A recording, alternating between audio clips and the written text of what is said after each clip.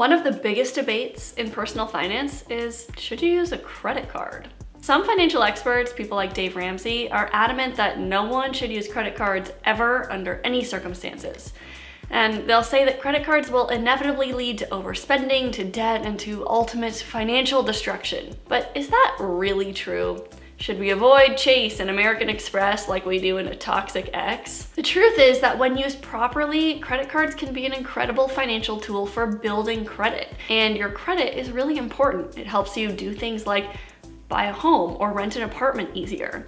Credit cards also come with good fraud protection and reward points that can help you save money. But the catch is that you have to use them wisely. Credit cards are a little bit like alcohol. Yes, there are people who struggle to use it responsibly, and they'll enjoy better, healthier lives if they avoid it altogether.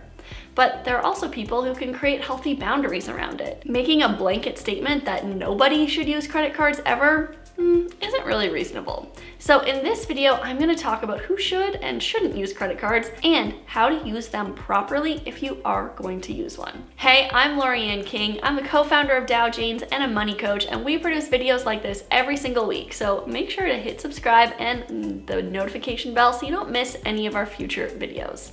Okay, let's get into it. So how do you know if you are someone who can benefit from using a credit card or if you should avoid them altogether?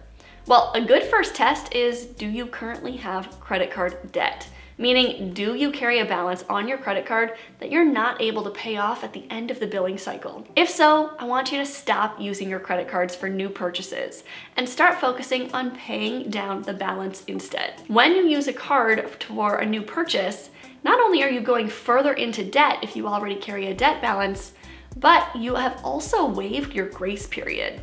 And this is the period of time in between when you make a purchase on your card and when you pay your credit card bill. Now, if you're in the habit of paying your card off every month, then typically when you swipe your card to, let's say, buy gas, you don't pay anything for the purchase of that gas or any interest till you pay your credit card bill at the end of the billing cycle. So you got to borrow that money from your credit card company for free. But once you carry a debt balance from month to month, that grace period goes away. And the minute you buy gas, you start paying interest on it. That's why you don't want to use a credit card if you're already carrying a debt balance from month to month. The other reason to avoid using a credit card is if you have a history of debt and you don't trust yourself to avoid getting into consumer debt again. If that's the case, then just steer clear. Now, if you are going to use a credit card, what is the best way to do it? Well, in this video, I'm going to give you 6 tips for using a credit card responsibly. If you're ready, give this video a thumbs up and let's get started. Now, how to use a credit card responsibly. Number 1, never put more on your card than you can afford to pay off when your bill is due.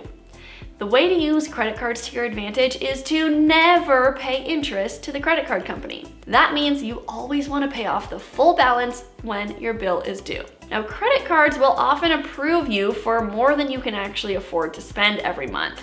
So do not let the credit limit they give you become your spending limit. You need to set your spending limit. You want to know how much you can spend every month and stay within that, no matter what your credit limit is. Now, to live within your means, we recommend following the 50-30-20 budget. That means 50% of your spending goes on things you need, 30% on things you want, and 20% goes to savings. If you want to learn more about what that 50-30-20 budget is all about, we have a full video on it, which I will link to in the description. Okay, tip number 2, never use cash advance. Never use it, okay? Credit cards are known for having incredibly high interest rates, and these are interest rates that work against you to build wealth. And of all the rates and fees on a credit card, the rates and fees for cash advance are the worst. Do not use the cash advance feature on your card. All right, tip number 3, make your payments on time. Never, ever miss a payment. Your payment history has the biggest impact on your credit score. Of all the different factors that influence your credit score, your reliability for paying that matters the most. So never miss these payments. Even if all you can afford to do is make a minimum payment, make it. Delinquent payments can impact your credit score for up to 7 years. You don't want to accidentally miss a payment simply because you were disorganized or you mismanaged your money that month. You pay for that mistake for a long time, and that makes life a lot harder for future you. And remember what I said about who should use a credit card? Well, once you miss paying off the full balance, now you've waived that grace period I mentioned before, and now you are carrying a debt balance, and your credit card company has started to charge you interest that compounds daily. So, reminder to use it responsibly. You are going to never miss a payment, and you're going to pay off that balance in full. It can really help to set up automatic payments to make sure you don't miss one of your next payments. Tip number 4, don't put too much on your card.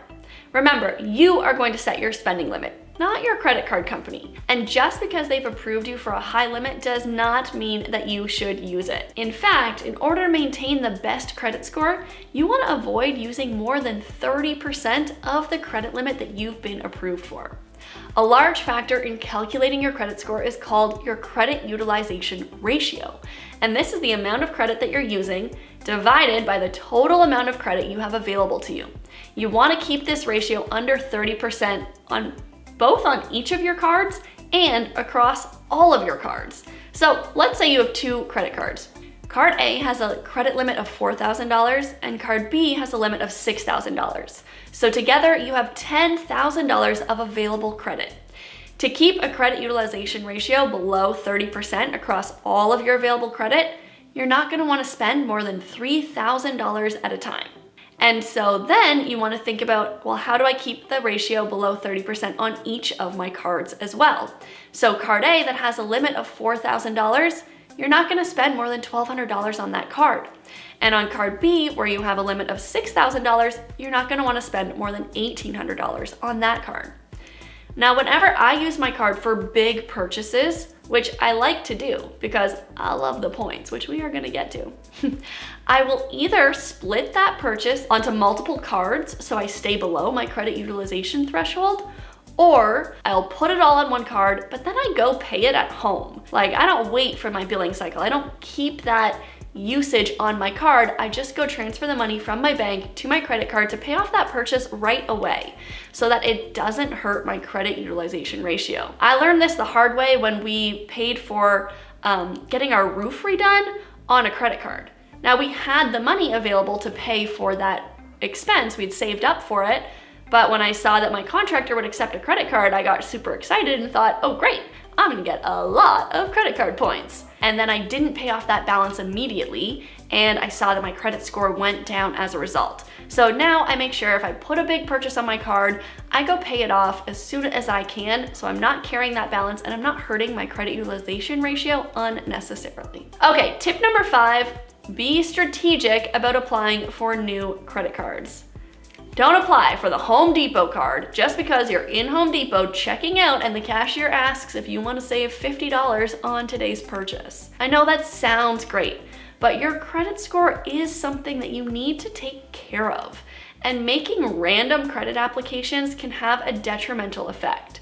Every time you apply for a credit card, they will do a hard pull on your credit, and that will temporarily lower your credit score, usually by about 10 points. But if you do this too many times in a 12-month period, it will lower your credit score by more and it will lower it for longer. I don't want to have to keep track of when the last time I applied for credit was on a random shopping trip, so as a rule, I just don't ever do this. If I'm asked at the time of purchase, the answer is always no. If I'm going to apply for a credit card, I'm gonna think really thoughtfully and do some research about which cards are gonna have the biggest benefit to me and strategically apply for that credit. That brings me to tip number 6. Avoid cards that charge an annual fee.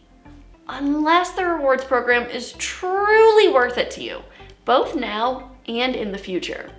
Like I said in tip number 5, you want to be really strategic in the credit cards you're applying for, and you're going to want to avoid cards that charge you an annual fee unless that rewards program is truly substantial and worth it to you. And it has to be worth it to you both now and in the future. You want to avoid closing the card in the future because that is going to have a negative impact on your credit score. So to make sure a card is really worth it for you, you are going to want it for a long time. I talked to a lot of women who have a credit card that they want to cancel because they're paying an annual fee on it, and the rewards that used to feel really attractive to them are no longer really that rewarding. But this card has their longest running credit history. And so they end up in a situation where they have to choose between maintaining their credit history or saving the money by closing the card and not paying the annual fee. So I just try to avoid cards that have an annual fee. Unless that rewards option is like truly amazing and it's going to save me enough money to pay for the annual fee and then some, I'm gonna look for a card that doesn't have a fee. Oh, okay. Bonus tip here. If you are using a credit card for the points, actually use your points. Go redeem them. Okay, one of the best benefits of using a credit card properly is the reward points that you can earn, but you have to make sure you actually use them. These points lose their value over time.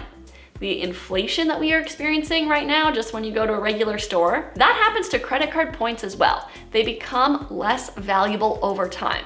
So make sure you actually cash them in and let yourself experience the rewards. Some people like to save them up and then use them for some sort of dream vacation. And I found that for myself, while I always think I will do that, I never actually pull the trigger and do it. So I have found it works better to use my points for everyday things. So my favorite credit card is my Amazon card. It lets me turn my points into purchases on Amazon. And then I just buy things that I was actually going to buy anyway, so I'm saving money. And I also really love my Amex card because it lets me transfer my points into gift cards at major retailers like Home Depot, which maybe you can tell I've been working a lot on my house by all my Home Depot references. All right, an extra tip is I want you to make sure that you understand your interest and your fees. Read the fine print on your credit card. For every card you have, you should know what interest rate, known as your APR, and what fees you will be charged if you use the card incorrectly. And again, remember, using a credit card properly means you avoid ever paying these fees because you are not going to rack up debt that you cannot pay off on your credit card. Do you know it takes the average person about 10 years to pay off $5,700 of credit card debt? When you understand how difficult credit card debt can be to pay off, it really motivates to avoid it. Okay, I think I told you I had 6 tips, but I actually have 9, so I'm just gonna keep going with number 9. Call your credit card company and ask them about anything that you don't understand. Remember, you are their customer, and it is your right and your responsibility to understand the product and the contract that you have with them. All right, final thoughts here. If you struggle to implement these tips, then maybe using a credit card is not the best option for you. But if you do follow this advice, then you should be able to avoid credit card debt and experience the benefits from fraud protection and reward points and credit building of using a credit card properly. If you already have credit card debt, I want you to check out our free masterclass, Say Goodbye to Credit Card Debt Forever. I will leave a link in the description. And if you want some tips on improving your credit score, download our free credit boosting checklist. I'm gonna leave a link to that in the description as well. All right, thanks for watching. I will see you next time.